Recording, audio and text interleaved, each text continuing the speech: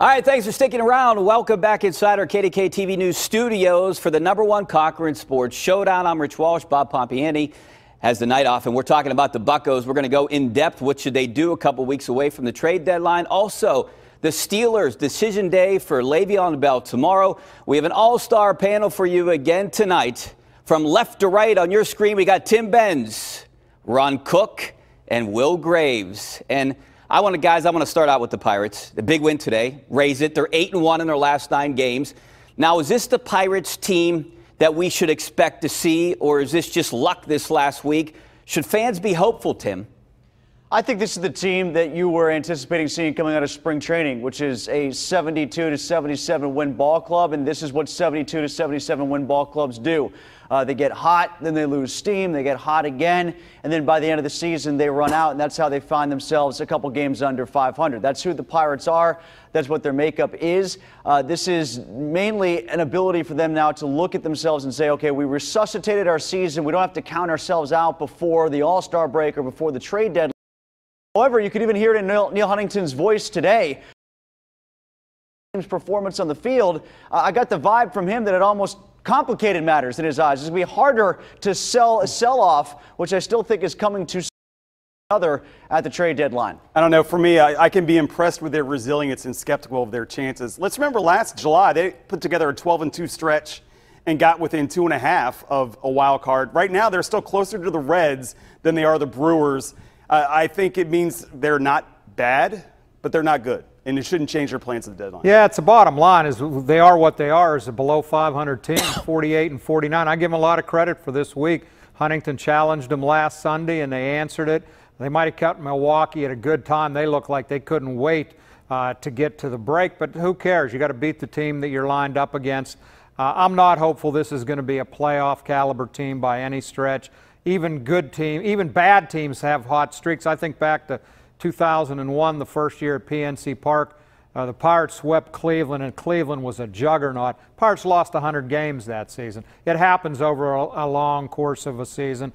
I enjoyed the week. I don't know that it's going to last a whole lot longer. Well, the Pirates are 2 games under 500 right now. They're not even really in the wild card, about 5 games back. So does the front office have a dilemma? I don't think so. I agree with you guys. But, Will, what do you think? Well, I mean, you know, as good as today was, when Josh Harrison goes out with a hamstring injury, when Cervelli is back on the DL with concussion issues, and I mean, those are the 2 guys that if you're going to try to be good this year, you need those guys to be on the field. And if, especially in Cervelli's case, if he's not, I don't know how. Have they shown at any point in the last 3 years they're going to go out and spend to try to make these guys a better product right now? They're not going to do that. And do you think that, look, the Cardinals fired Matheny yesterday because they're close to the Pirates in the standings among a myriad of other issues. Do you think the Cards or the Nats or the Brewers or the Diamondbacks, they're going to go and spend what it takes? Do you have any faith, if you're a Pirate fan, that if this team even carries this another 2 weeks, that Bob Nutting's going to go, okay, Neil, here's $20 million and go see what happens? And I don't think that's going to happen. You know, Tim mentioned Huntington. I asked him the question today. I mean, in 2 weeks, can these guys change your mind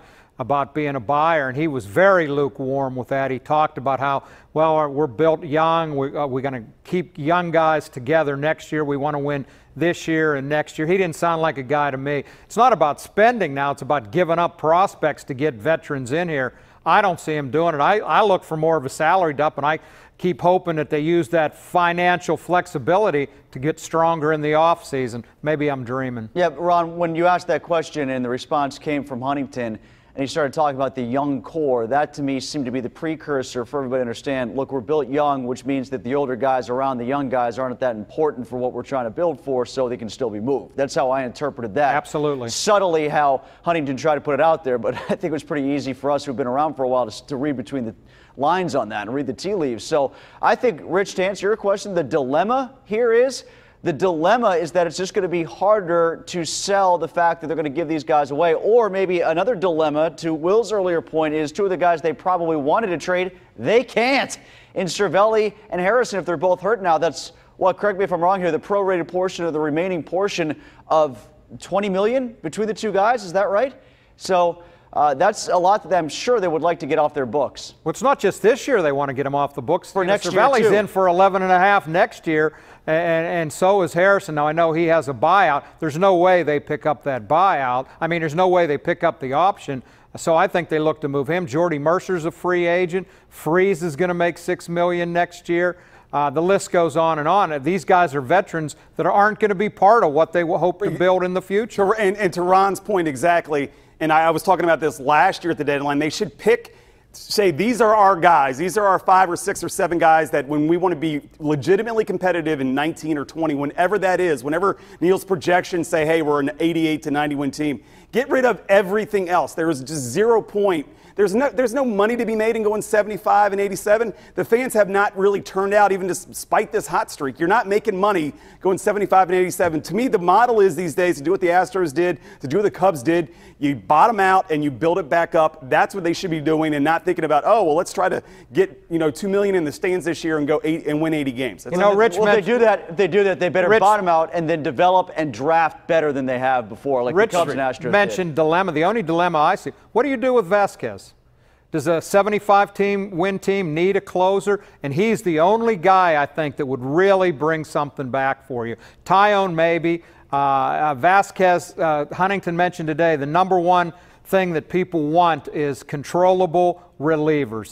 That's what they're going to get the most for. What do you guys do with him? Do you keep him? Ron, is there anyone that's untouchable? I mean, I don't think anybody is, but to me, he's the one guy that I find interesting. Yeah, I question. I mean, you want to sign a guy like that, but at the beginning they were praising this move about signing Vasquez with a pretty average team, and like you said, 75-win teams, do they really need a closer? I mean, you guys might laugh at me here, but I have a couple untouchables right now. I wouldn't trade Gregory Polanco.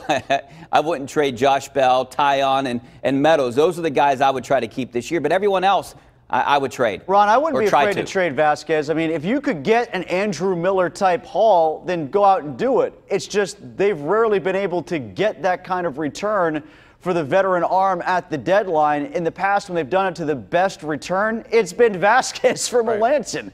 So they just, I hear you, and I think that's not beyond the merit of discussion, is to try to get something big back for Vasquez. It's just they've swung and missed in that regard quite a bit.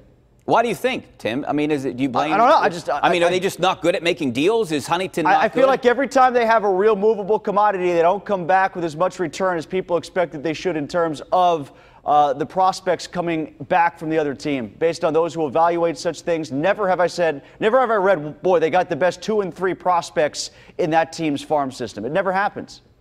Yeah, I kind of agree with you there. All right, we're going to take a break here, but before we go, when an owner puts together the perfect team, they know it will be a winner. That must be how Rob Cochran feels about number 1 Cochran Nissan. Number 1 Cochran just acquired Pittsburgh East Nissan and West Hills Nissan, giving them 3 local Nissan stores and Pittsburgh's first ever Nissan Super Group. The triple grand opening event is going on right now with 3 times the pricing power, 3 times the inventory. Number 1 Cochran Nissan, Monroeville, West Hills, South Hills.